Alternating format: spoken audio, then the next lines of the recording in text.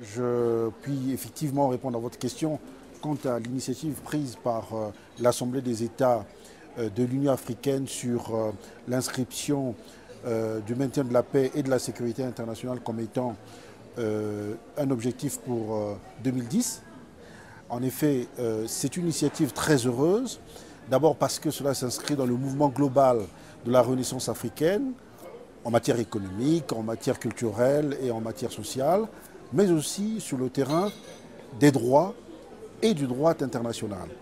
Parce que les pays africains, depuis 1960, ont, pour la majorité d'entre eux, acquis l'indépendance. Donc il était souhaitable que 50 ans plus tard, qu'une pareille initiative soit prise pour à la fois les encourager et les amener sur le terrain de la prise en compte des initiatives nécessaires pour soutenir la paix et la sécurité internationale, une question, s'il en était une, en Afrique. Alors, sur ce point, je dirais simplement que cela coïncide par ailleurs avec la création d'une commission de l'Union africaine pour le droit international. Une pareille commission, créée à l'image de la Commission de droit international des Nations Unies, est une heureuse initiative parce qu'il faut répondre au développement des questions sur le droit international tel que cela se présente au niveau de la société internationale.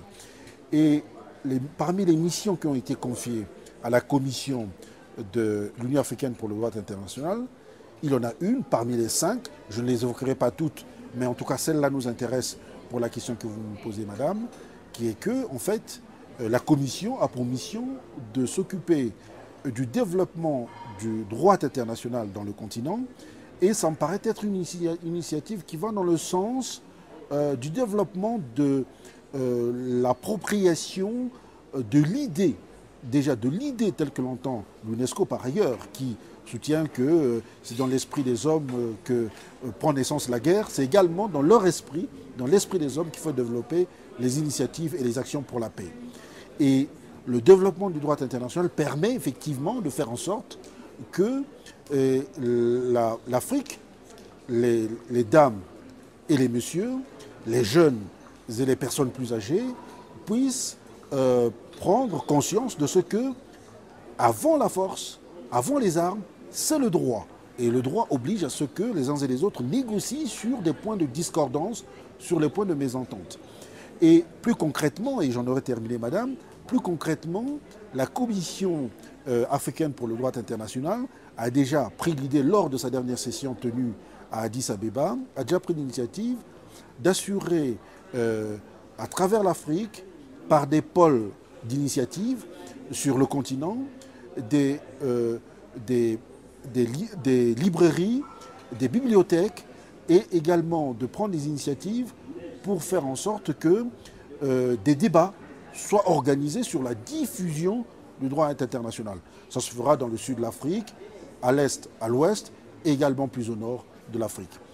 De façon plus topique, je donnerai que cette initiative-là, c'est-à-dire les initiatives de dissémination du droit international à travers les peuples d'Afrique.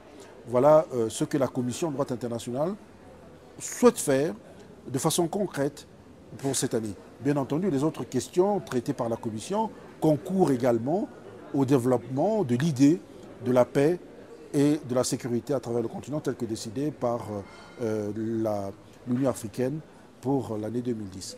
Voilà, madame. Quant à savoir concrètement comment est-ce que la Commission pour le droit international de l'Union africaine va s'y prendre, cela n'est pas simple, mais tout à fait à notre portée.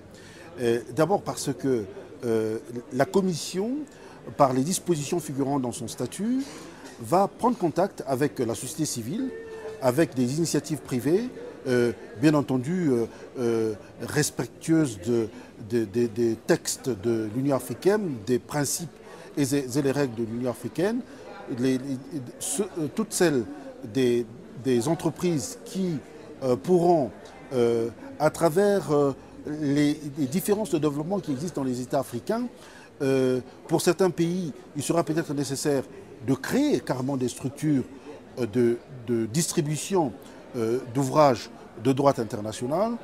Dans d'autres, on pourra utiliser les bibliothèques et les librairies déjà existantes pour ceux des pays qui ont déjà une infrastructure de diffusion en ce sens, pour faire que ces livres soient distribués. Et une fois les personnes en Afrique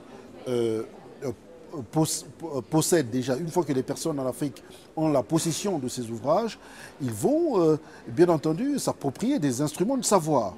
Parce que pour avoir un comportement, il faut connaître ce qu'il faut faire déjà pour avoir un bon comportement. Et le bon comportement, c'est dans des ouvrages spécialisés qui diffusent des idées justes et correctes, défendables du point de vue du droit international. Et cette initiative me semble être tout à fait à la portée à la fois de la Commission et de la Commission de droit international et des autres organes de l'Union africaine. Mais l'année 2010, en tout cas pour la tranche qui reste, pourrait permettre d'en arriver à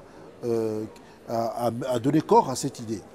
Il faudrait peut-être que je vous dise ce que moi-même, en tant que personne, je ferai dans le cadre de cette initiative en ajout de ce que nous ferons collectivement tous les 11 membres de la Commission. Pour ma part, personnellement, j'ai pris l'initiative avec, bien entendu, la rapporteure générale qui va m'aider dans celle-ci, Madame Bokeye Mariri, du Kenya, si je peux m'exprimer, qui va m'aider en ce sens, c'est d'organiser des conférences à travers les universités africaines pour montrer, d'une part, aux étudiants l'importance du travail que l'Union africaine est en train de faire pour le développement du droit international. Déjà, la création de la Commission de droit international en est un exemple. Et ce que l'Afrique, de façon globale, est en train de faire pour que se développe le droit international à travers le continent. Donc, je ferai des conférences. L'une des premières sera sans doute à Lilongwe, au Malawi, pour faire connaître, diffuser l'adhésion de l'Union africaine aux principes protecteurs du droit et de la paix et de la sécurité internationale. Voilà. Enfin, un message d'espoir. Est-ce que vous avez un message d'espoir à faire passer? Le message d'espoir, il sera, j'allais encore une fois dire simple, madame. Le message d'espoir que je souhaite formuler du fond du cœur pour l'Afrique, c'est que l'Afrique maintienne le tempo et la renaissance qui est en train de prendre corps dans le continent. Vous savez que notre continent, en termes de pourcentage et en termes de croissance économique, présente un niveau actuellement admirable par rapport à ce qu'il était auparavant. Et cela parce que vous savez très bien que l'économie est le support de la santé humaine et donc de la paix parmi les humains. Et que l'Afrique maintienne cela, le message d'espoir est celui-là. Et le message d'espoir également sera que l'Union africaine est actuellement absolument engagée dans une dynamique qui est heureuse. Et cette dynamique, j'ai bon espoir effectivement